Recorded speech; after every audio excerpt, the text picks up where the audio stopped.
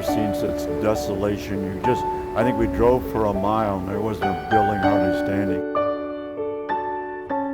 Nobody knew what was going on. They called the situation fluid, but fluid means that nobody knew anything. It was different. If I had done something else, I don't know what I would have done.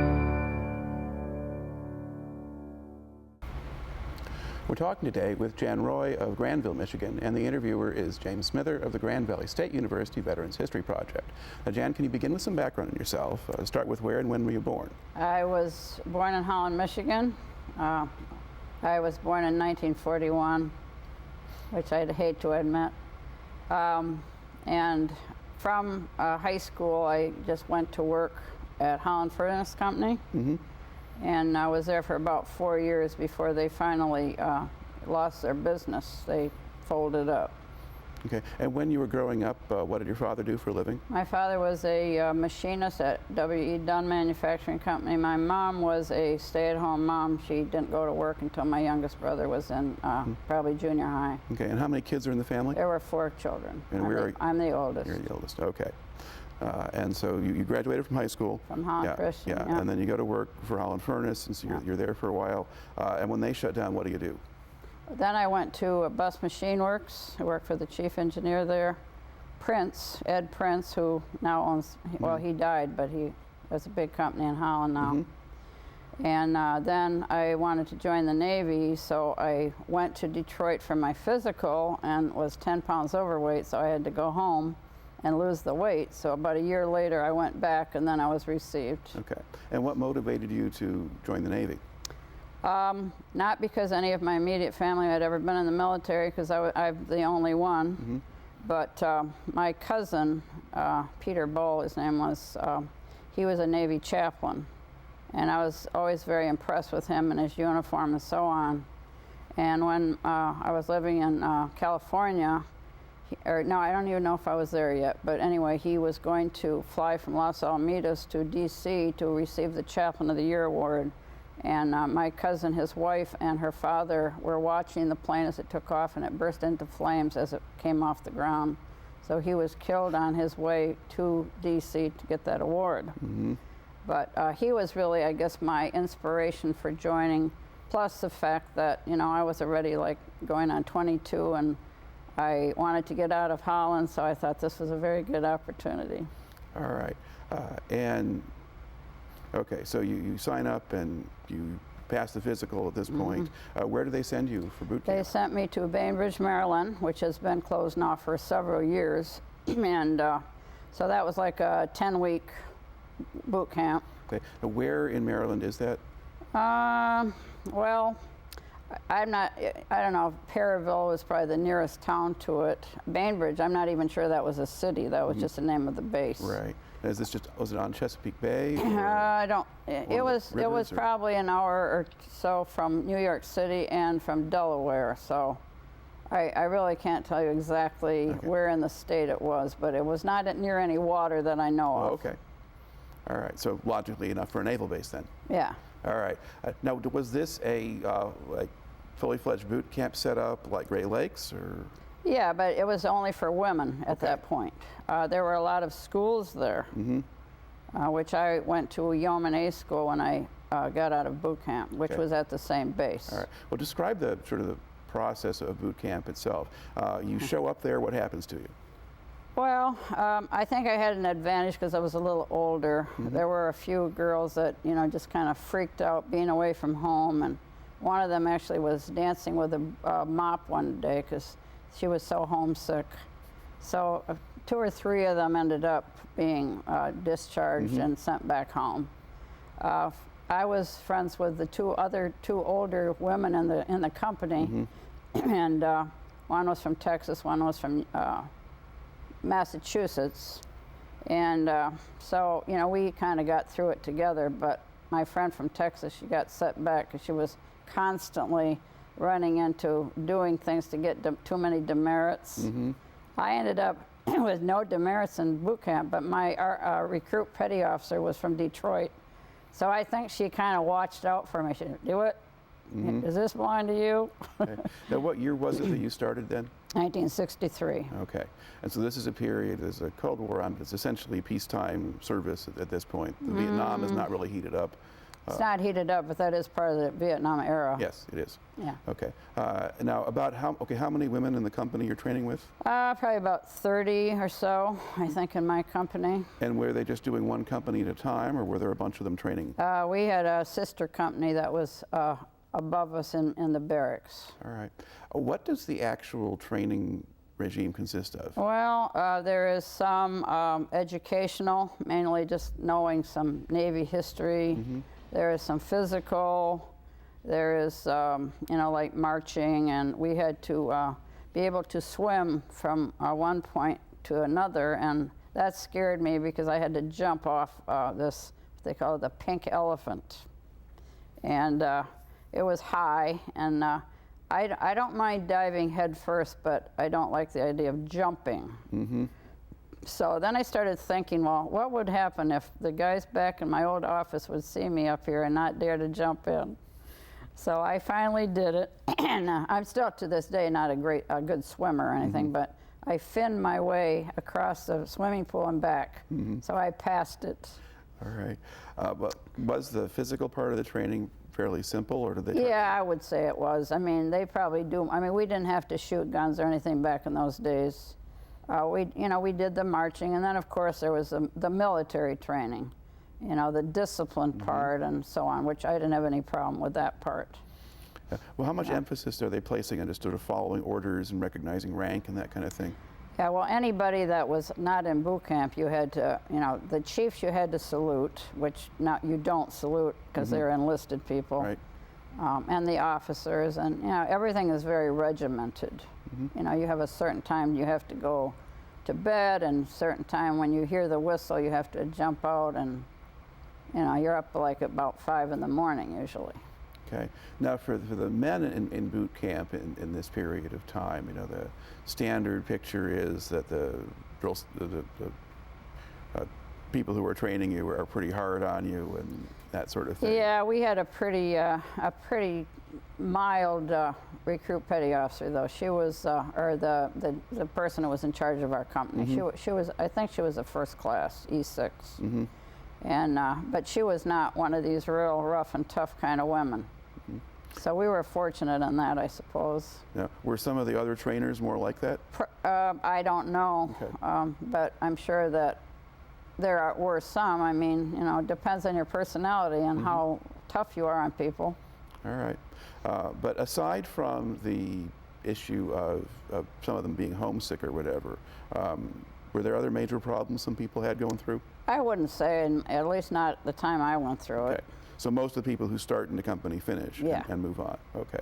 So you have about a 10-week 10 weeks of that training. And then, now when you went in, were you just going to go where they assigned you, or did you get to express any kind of preference for the work you did? Not that so much, but you did have like what they called a dream sheet, and you would put down some of your choices of locations. Okay. Now, when you finished your boot camp, what did they do with you? I stayed right at Bainbridge, and I went through a yeoman A school, which is kind of a clerical kind of school, because I had been in, I had worked for 4 years before I came in, so, I was a good typist, and so that just seemed to be the logical thing for me to do. All right. And about how long did that school That last? was 6 weeks, 7 weeks, somewhere like that. Okay. And was it just kind of basic office clerical skill Yeah, stuff? yeah. All right. And Graduated from that. Got to know, a lot of people in the barracks. I roomed with a lady from Iowa when I was in. She was going to personnelman school at the time, and of course we had liberty and stuff, so we got to go off and do different things, And I met up with a radioman, and he and I started dating. We just kind of had a group of people that went to the club, and I was over 21, so of course I could get into anywhere I wanted to. Right. Whereas, like, my roommate was like, I think 19, so it was a little different, for the younger girls. But yeah, I think A school was a good, pleasant experience. In fact, this guy that I'm talking about, this radioman, I still hear from him now and then. He's married and so on, but every now and then we talk on the phone. So now he's living in Virginia. All right. Okay. So once you complete the training, then what do they do with you? Well, then after you're through with the school, then you get transferred to your first duty station. Okay. And mine was Naval Station Newport, Rhode Island. All right. And what kind of job did you have there? I started out in like the personnel office, but it was, during Vietnam, and we also had the officer candidate school on the base. So any of those people who were going to Vietnam had to have a will drawn in their files. So when they found out that I had been a secretary in the past and that I was a good typist, they borrowed me from personnel accounting, and I went down to the legal office. How long do you think you spent with personnel accounting before they moved you over? Oh, probably less than a year, Okay. roughly.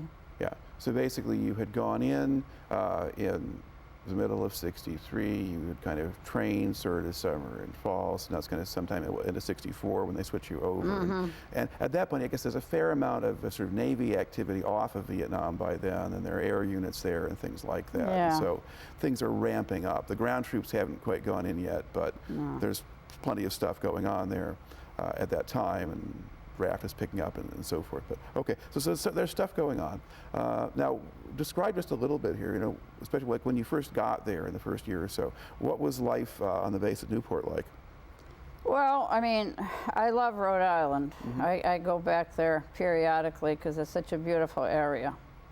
But I don't know, I mean, I didn't have a car, for one thing, so, we'd have to take the bus into town. But, I mean, it's just, we're right on Narragansett Bay. Right. The barracks is overlooking it. So, I mean, that was kind of my first experience with the ocean. Yeah. And from Holland, Michigan, it was quite a change. But, I made a lot of friends. In fact, my best friend, who I still have best friends today, she was from Cape Cod, so I would get to go home with her on weekends sometimes. So it was nice to get away from the base. We'd take the bus up to Fall River and then to New Bedford, and then her aunt would pick us up there, and so. But we had a good time just on our liberty after we got off from work. Unless we had duty, we were pretty much free to do whatever we wanted.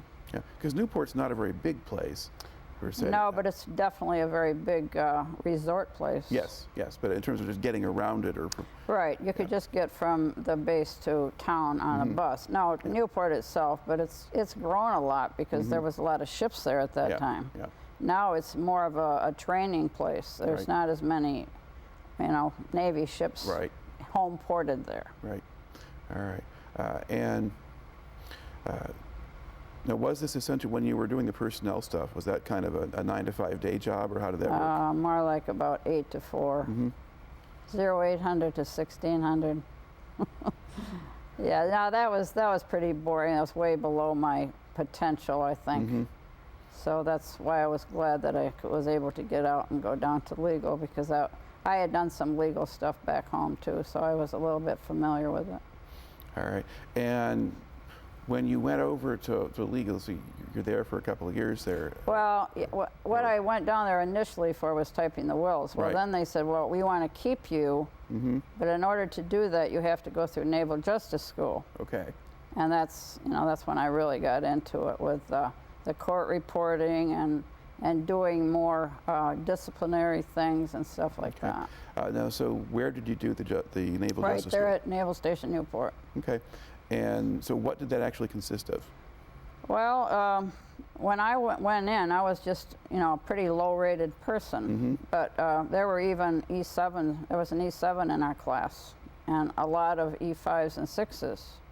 So I was told when I first said I wanted to go to, I was going to go to the Justice School, my personnel officer said, well, I'm not sure that, you're really up for this, you're a pretty junior person. I said, well, let me worry about that. Yeah. So I went through it, and there were 72 people in our class, and I came out number 6. So I brought my little certificate into him after it was all over. I said, well, sir, I said, you think this is good enough? Oh, yeah, very good. So by the time I got out, I was a certified closed microphone court reporter, which I don't know if you're familiar with what that is, but it's the steno mask, and what you go into the courtroom and you actually repeat everything that's going on, Okay. and you record it on like a dictaphone, Okay. and then you come back and transcribe it. All right. Yeah. I mean, I'm not sure that I've ever actually seen that. I was out the. Well, it used to be, you used to be able to see it in the courts right here. And I was always hoping to get a job like that, but some of those people that get that job, they stay forever. Yeah.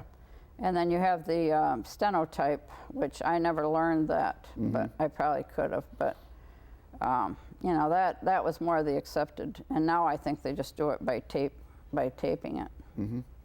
But I actually had to, you know, transcribe my own voice. Right.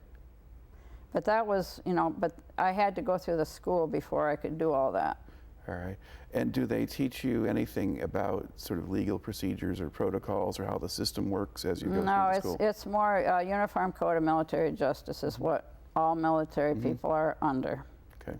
And when someone violates one of those articles, then that's when they get in trouble. And you go to a captain's mast first, you go to like the CO of the base, and then they determine whether you know, you should be moved up to a court-martial, or they can give certain punishments right there at the mast. So I worked in the legal office, and I did legal assistance plus claims, and you know, anything else that came under that that area. All right. So you saw a lot of different kinds of things go by, and now we're kind of getting toward 65, 6 in there when we've got Yeah. Vietnam really. Now that's happening, and there's a lot more people coming in. And Well, yes, and you know, we had a lot of people that would get stationed on a ship, let's say, and if they knew that they were going anywhere near Vietnam, we had a lot of problems with missing movement, unauthorized absence. That was the majority of our, because we only pretty much handled special courts. That was as far as it went. And so, you know, I would be the reporter at their court-martials. Okay. Now, what sort of lengths would people go to avoid shipping over? Well, that's interesting, because this is the guy that is probably the most stands out in my mind as being a conscientious objector. He ended up holing up in a church basement, and the FBI had to go in and get him out and bring him back to the base. So I was reporting his court-martial. And the first time, you know, he had no other prior convictions or any military discipline. So they gave him like 3 months confinement, and I guess they busted him down to E1 or. But you know, he did his time, and he got his forfeiture of pay for 3 months. So anyway, he ended up getting out of the brig, and they sent him back. Well, within a month or so, he went UA again. Well, then they brought him back. They finally gave him a bad kind of discharge, because he was, you know, he was obviously not going to stick around. But that, then what he did was, this was the only court I ever had this happen. He wanted enlisted people to sit on his court. Well, you have to have, you know, there were 7 people sitting on his court. And there were 3 enlisted people. Well, all 3 of these guys had been in Vietnam. Well, one of their arguments was, well, we don't want someone like that. They would be prejudiced against him. Well, you know, he wanted some of his buddies, you know, the mess cooks and stuff. They're not going to do that. Yeah. So it probably hurt him more than it helped him. Anyway, the trial went on for like, and then they had voir dire examination, where they questioned the different people on the court. And I had to do it verbatim, because, you know, he did that time get a bad kind of discharge. It took, I think the trial was something like 5 days. And it took me like 13 days to transcribe that court, because it went on and on and on. And that's, you know, and they ended up giving him a BCD. And I mean, that was obviously what was going to happen. So what did they spend all their time talking about for all those hours? Just picking apart all these little things, you know, examining the court members, and he would get up, and yeah, I don't know, it just went on and on. It was boring, but it took me forever to transcribe it, because it was so long.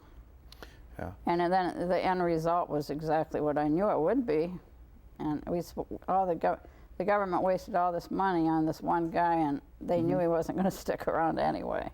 Right. What was more typical with the ones that, didn't show up when they were supposed to? What would normally happen with them? Well, they would normally, if it was their first offense, they'd usually get like I said, 3 and 3 and busted down to E1. Because most of these guys were, maybe a seaman apprentice, which was E2.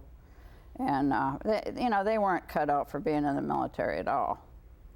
But what's difficult with being the court reporter is that you had a lot of Filipinos. We had a lot of those that were in the United States Navy, or even some of the African Americans, understanding them. And it was my responsibility to make sure that I got everything verbatim. Right. So, I was constantly interrupting the president of the court and saying, sir, I cannot, I need to have him repeat that. And sometimes I would even wait until recess and say to some of these Filipino guys, I said, spell the name of that, because I can't understand what they're saying. But that was the important thing, is that you had to get it, everything word for word. Okay. Now, when you're doing this, do you get learn much about sort of what the backgrounds of some of these people were? Oh, yeah, they always go back. Of course, their defense counsel is going to try to pull out the best things about these people.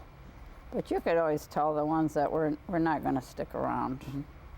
Now, did you have people at this point who were draftees who were going through this and trying to get out, or they were all enlisted? They didn't really draft Navy people anyway.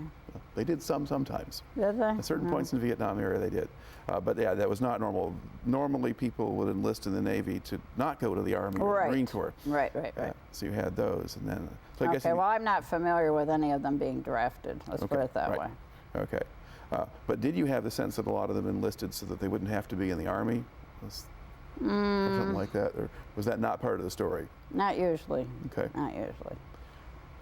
They'd always try to come across to be the most positive that they could be.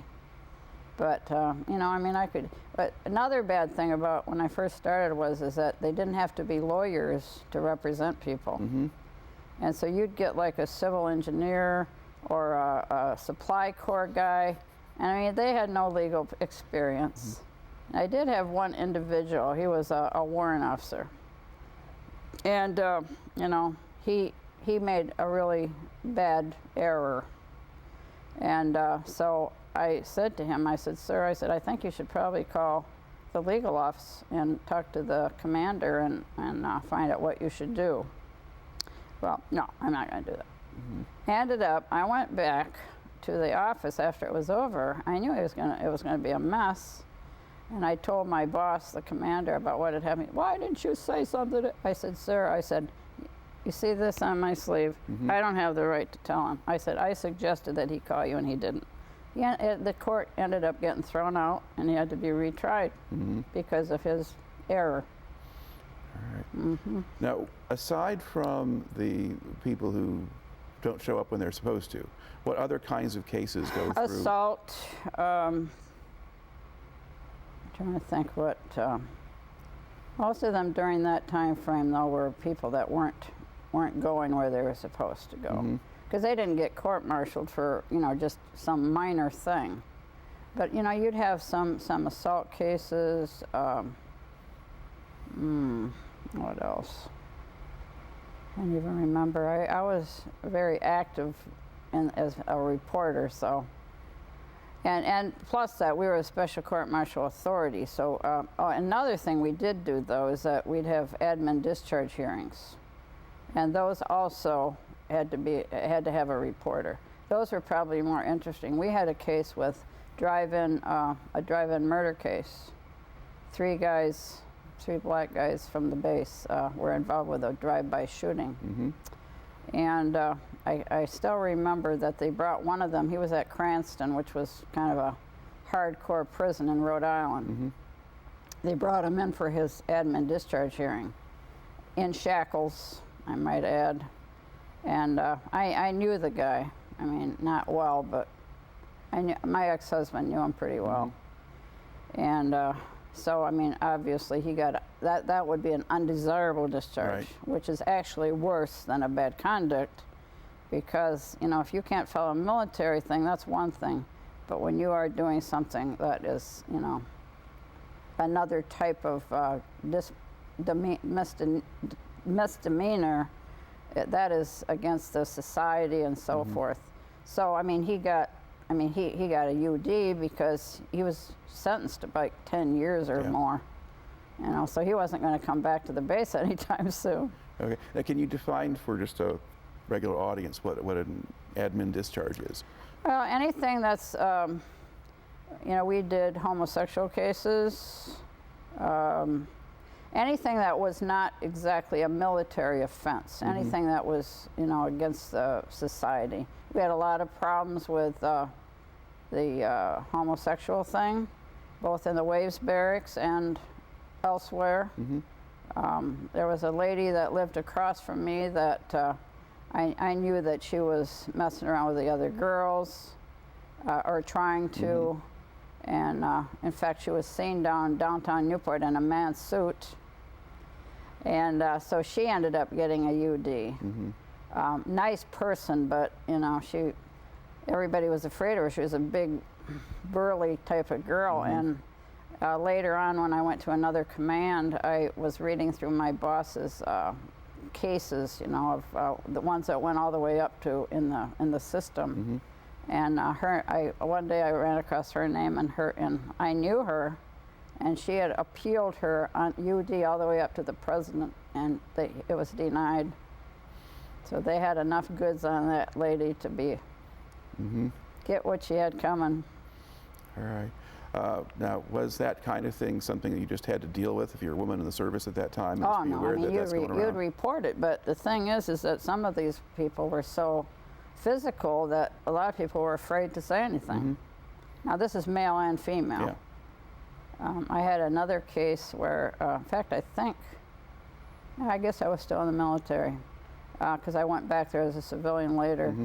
But there was this one guy that used to always come in and talk to me, and kind of a nice looking guy. And by that time I was married, so I mean, I just, you know, would talk to him. And my first class, he'd give me these dirty looks. I said, "What's the matter with you?" I said, "I can talk to who I want." He said, "Do you know what he's around here for?" And turned out he was awaiting a UD because back then it's not like today. I mean, if you are found to be guilty of that, they'll get rid of you.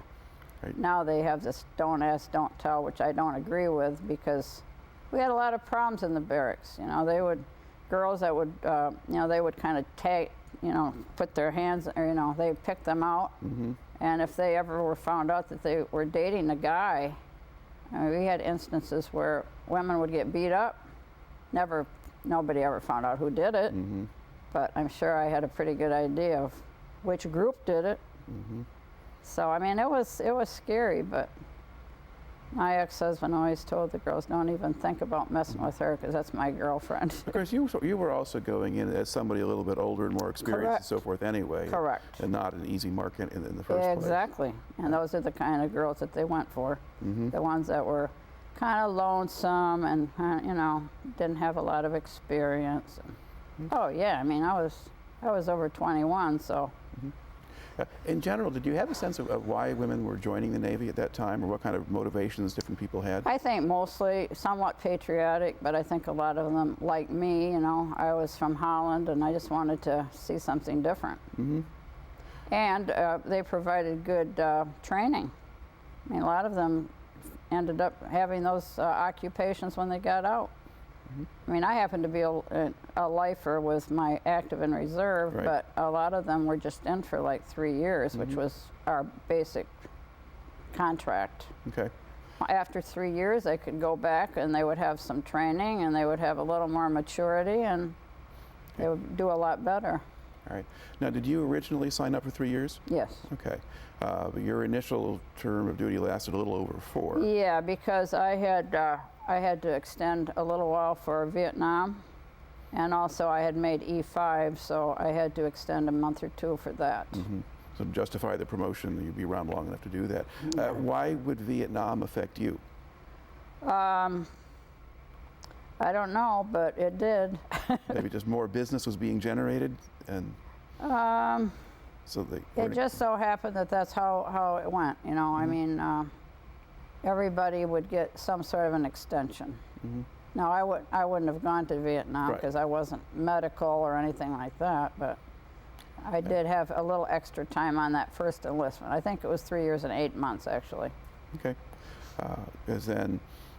And then at that point, had your plan been basically just to go in for 3 years and then go out again, or? Well, based on my personal situation, I did not want to be tied down to being, you know, not able to move around as I wanted to. Now, did you get married while you were Yes. there? Yes, I did. Okay, and your husband was a Navy man, and so he was going to get moved around?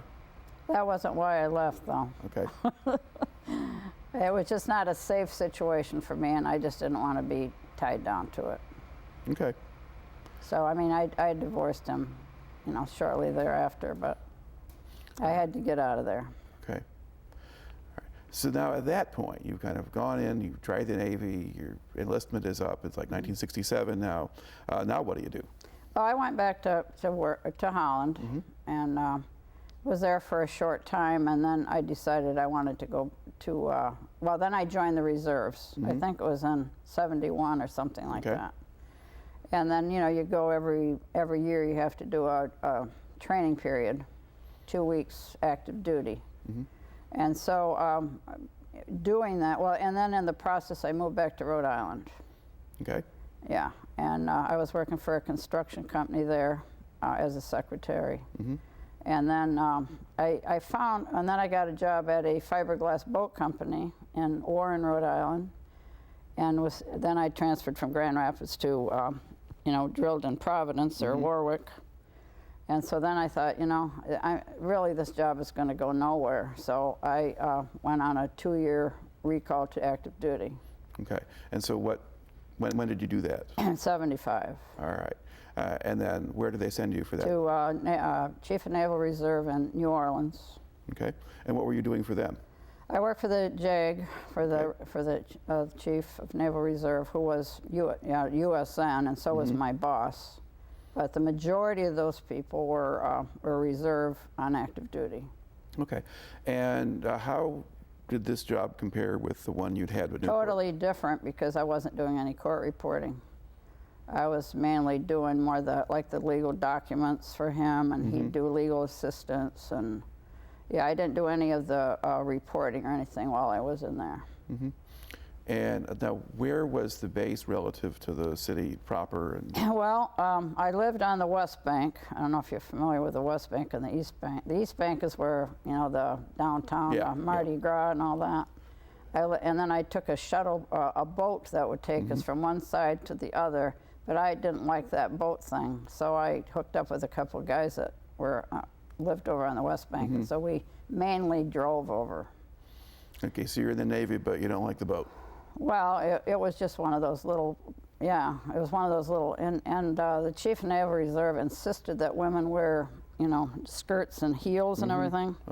I almost broke my neck one night trying to get into the boat. In fact, this Marine guy had to kind of grab me to keep me from falling into the boat. My hat went flying into the boat. It was just an open air thing. Oh, you know? yeah. And you know, it's very hot and humid down there. It rains almost every afternoon, and so I mean, it's just, we had to walk a distance from where they let us off to the building where we worked, and so I just didn't want to do that as makes much sense. as possible. All right. Now, did you find that this was a good change for you, or did you not like the job that much, or? I didn't really like the job that much, but I liked the, you know, being there. And I met my second husband there. And he was stationed over on the West Bank, though. He wasn't a Marine, but he was in the River Division. So when he went to Vietnam, he was on one of those river boats. My first husband was actually right in the thick of it, because he was a yeoman, but he went through combat warfare, and he saw a lot of stuff when he came back. When he came back, he was really messed up.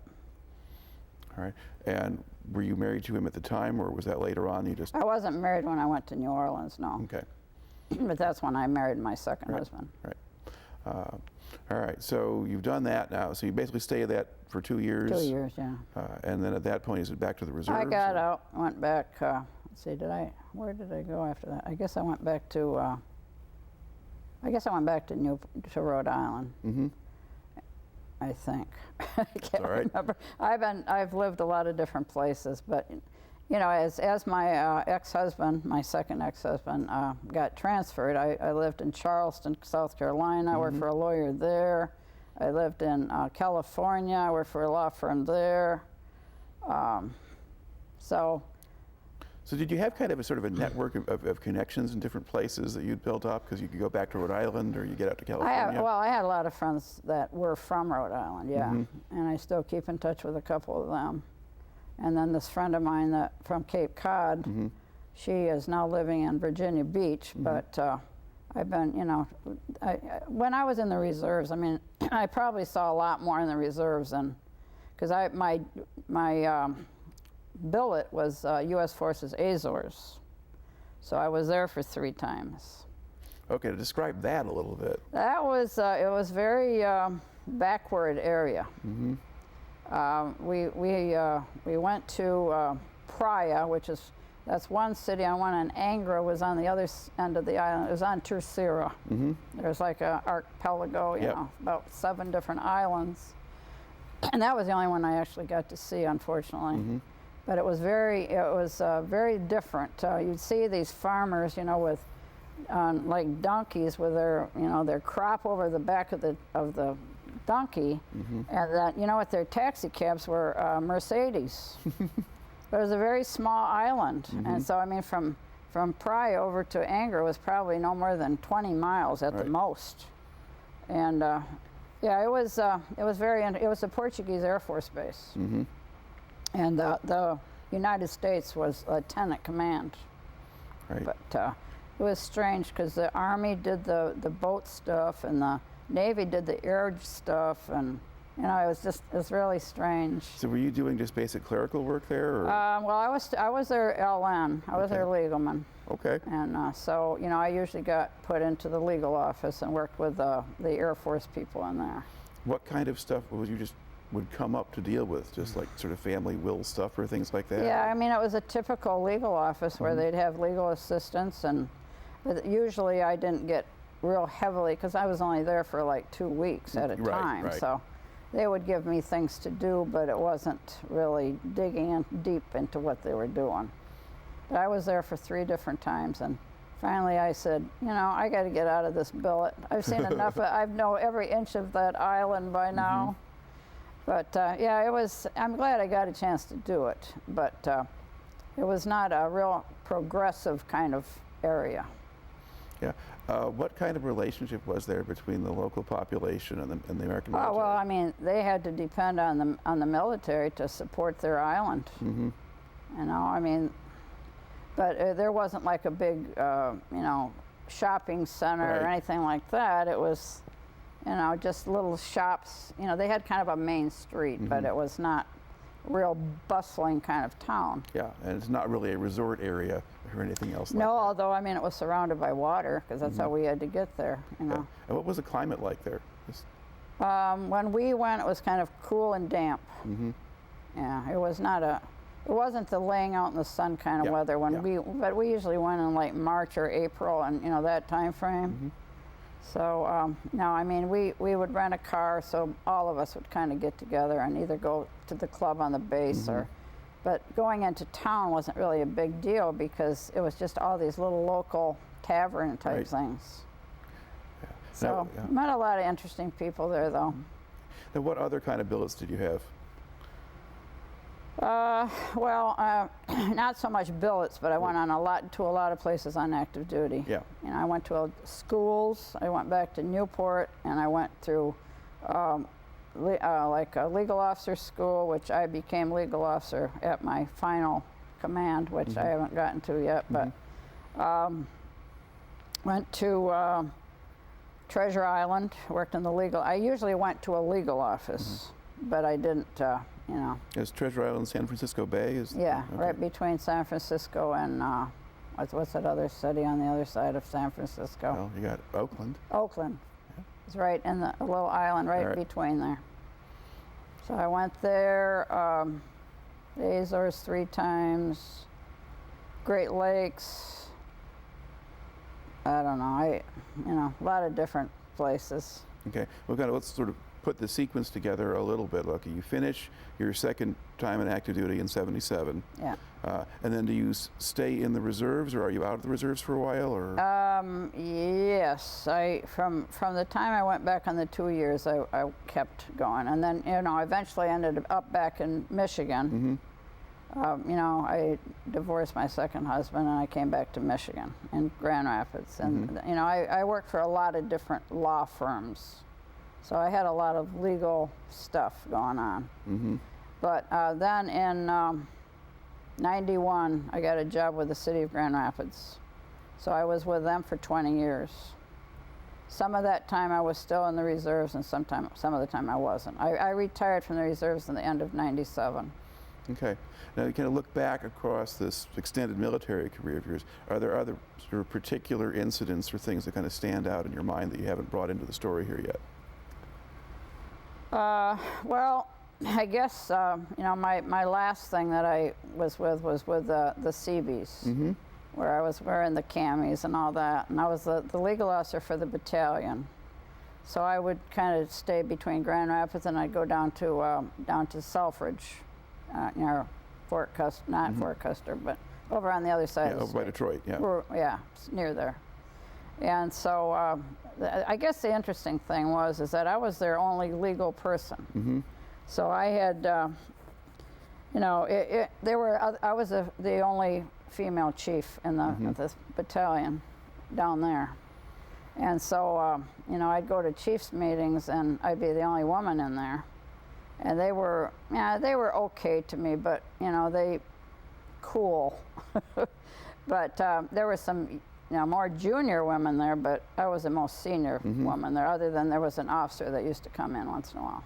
All right. Now you're in the Navy, you get it out in different forms over a very long period of time, and one where an awful lot of things change for women in American society as well as in the military. I mean, how has the climate for women in the Navy changed, or has it changed since you went in ’63? Well, once especially after I made chief, then I got a lot of different kind of billets. When I was at Grand Rapids, I was kind of like me, a male guy or male chief, and I were kind of like ran the detachment. Other than we had an officer involved too, but I found that the junior people were a lot more receptive to me than, like, say, the E6 people, because there was some jealousy there. They didn't make chief, and they didn't like taking orders from one. And so I had more problems with more of the senior enlisted than I did with the junior enlisted. As far as the reserve center was concerned, we were kind of a separate entity in a way. But I worked in other capacities at the center too, and I kind of moved around in the reserves too, because when I was living in New York, I was drilling at Huntington, New York, or Long Island for a little while. That was another place I went. Was out to Long Island, New York. He was a recruiter out there. So I worked for a law firm there too. But I wasn't there that long, because then I came back to Michigan. But when you go on your active duty, that's another thing. I went on a ship once for my active duty. So, the Nickelson. And I was a chief, and I think the female that was in the head of the legal office was also a chief. Well, I got there, and she dropped the bombshell on me. Well, I'm going on leave for a week. So she is the legal expert on the ship. There was no lawyers. Right. I said, oh, great. So, the XO or usually I guess it was the XO would call and say, I need to see you in my office. Well, I'm floundering around the ship trying to figure out where he was, and finally I found him. He said, what took you so long to get here? I said, sir, I could not figure out how to get to your office. There's all these ladders and all these different passageways, and so I had a little shipboard experience with that. That was an interesting 2 weeks. Now, what kind of ship was it? It was a destroyer escort. That's not a very big ship. Big enough. Okay. That was out of Norfolk. And how long were you with them for? Just 2 weeks, or? 2 weeks. Okay. Yeah. And do they stay in port, or do they go out to sea while you're Well, they didn't go out to sea, but Okay. they do, but they didn't when I was there. And So how I was a little afraid of that because I tend to get a little seasick. So I got all these soda crackers and all these things in case I got, but we stayed tied up to the pier the whole time, thank goodness. But there again, I mean, I think it was more the reserve thing than it was a woman thing. A lot of the active duty people don't have much use for the reserves. right? Because you're there for such a short time, and Well, and some of them had never even been on active duty. So they just kind of treat you as excess baggage. right. But, I always was quick to tell them, hey, I put in some active duty time too. I know what's going on. But I wasn't familiar with a ship that much. And I don't know if you know this, but when you're coming down a ladder, you go down backwards. Otherwise, you're going to break your neck. And I still do that to this day. So, yeah, I mean, I've had a lot of interesting experiences in my time, really. Okay. Now, have you gotten yourself involved with veterans organizations? Oh, my, yes. Well, first one, I guess, was the American Legion. I'm a member of the Furniture City Post, which is a sea service only post, Navy, Marine, Coast Guard. And I was their first female commander. Actually, I joined, that's not true, I joined Post 154 over here at Roger B. Chaffee over on Porter. And then I transferred to Furniture City. I was judge advocate, I think it was over at Roger B. Chaffee Post.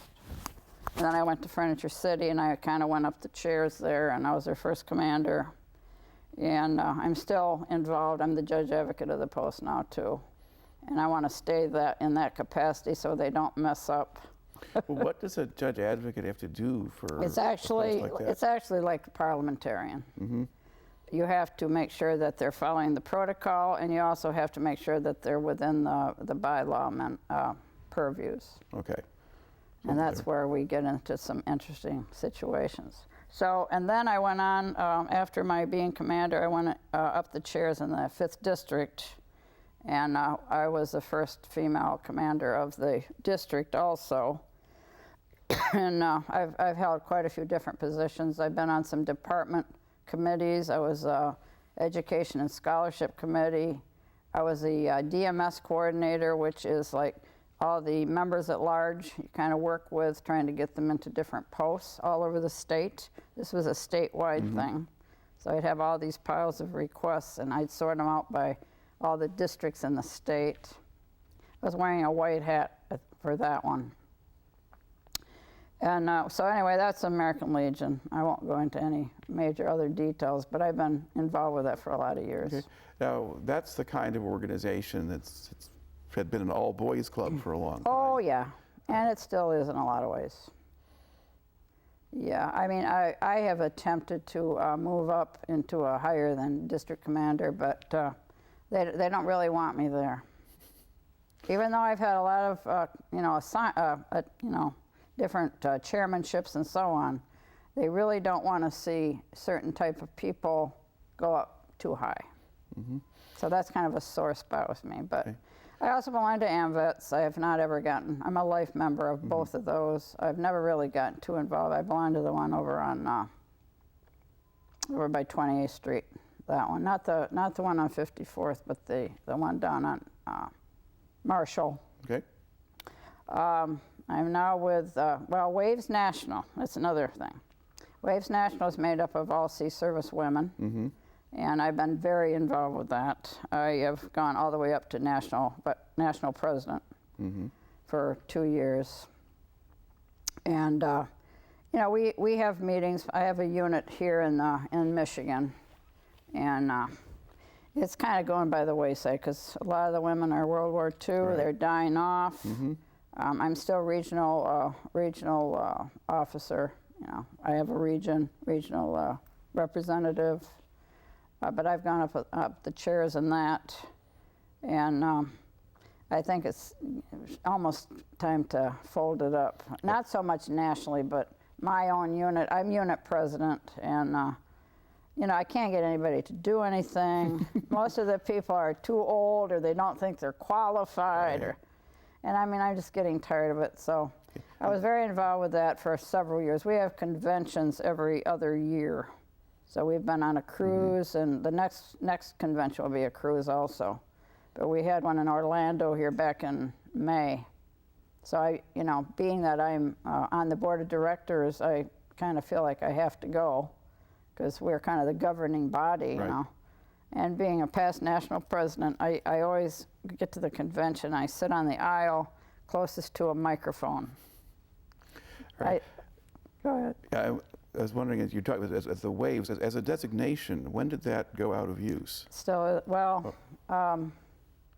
our organization still remains with that name. In fact, they had they wanted to change the name this year at our convention, but we have all this paperwork, all of our, written stuff, all of our uniform items, all say Waves National, and we can't afford to do it.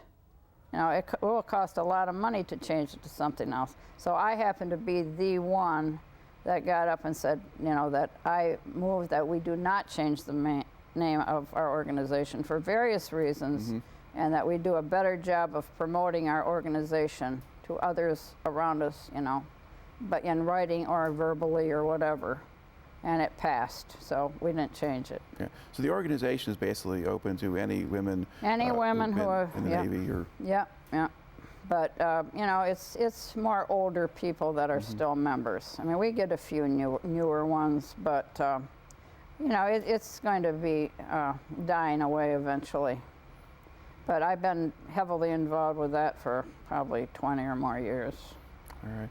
And how have you dealt with sort of some of the, if you get pushback from some, particularly the older guys in some of these veterans groups, how do you deal with them or get past that?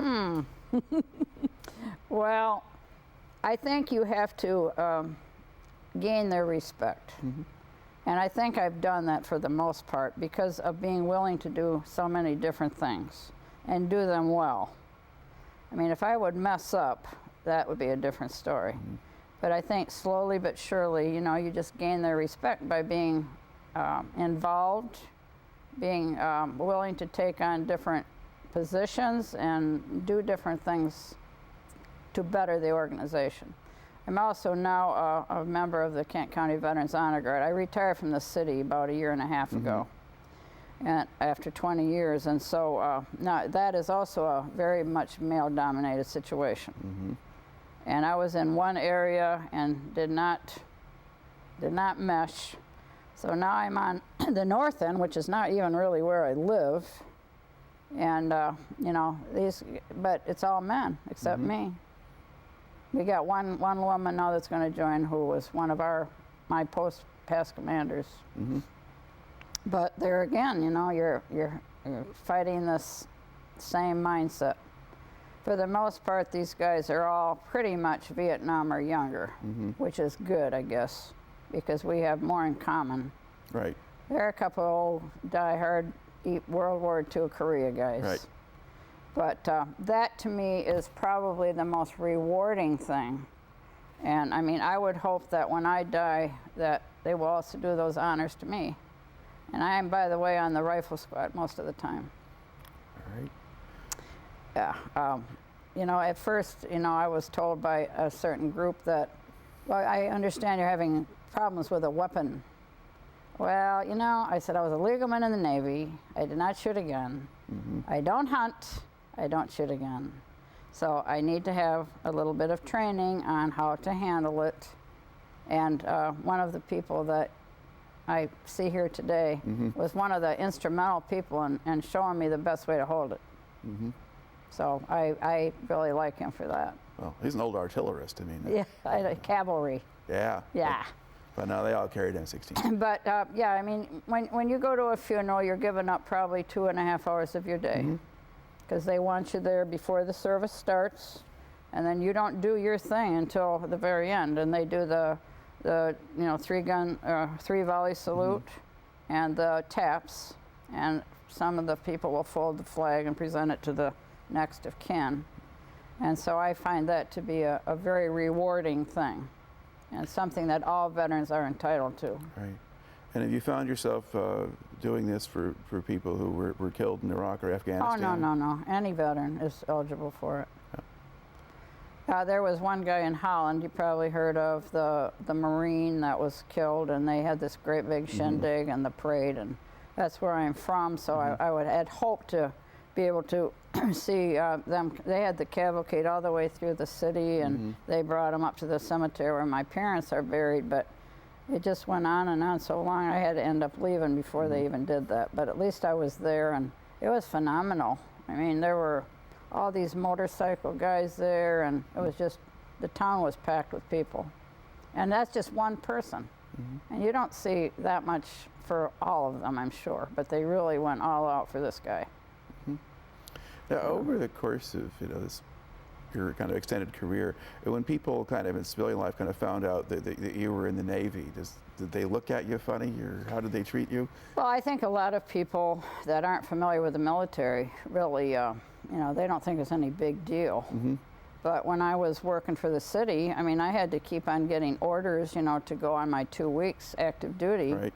And that had to be approved by the city manager. I had to fill out a form, and I had to attach a copy of my orders to it so that they would really know that that's where you were going.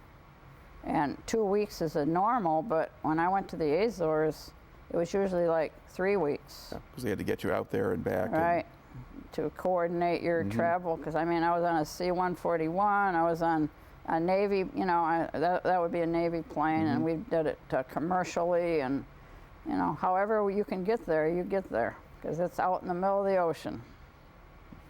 So, I just think most people don't understand. They can't understand, even my own family. I mean, they just kind of blow it off. Nobody else was ever in beside me. They just think, well, okay, big deal. But it is a big deal. And actually, you've gotten some recognition for your work with veterans groups, right? Yeah. This past year, I was named as Kent County Veteran of the Year, which was a great honor. I'm the second woman. The last one was in '96, I think.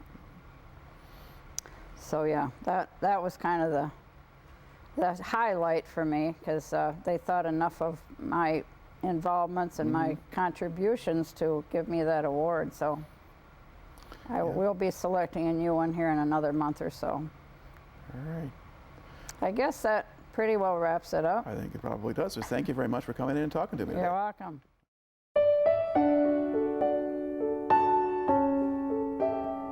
I never seen such desolation. I think we drove for a mile and there wasn't a building hardly standing. Nobody knew what was going on. They called the situation fluid, but fluid means that nobody knew anything. It was different. And if I had done something else, I don't know what I would have done.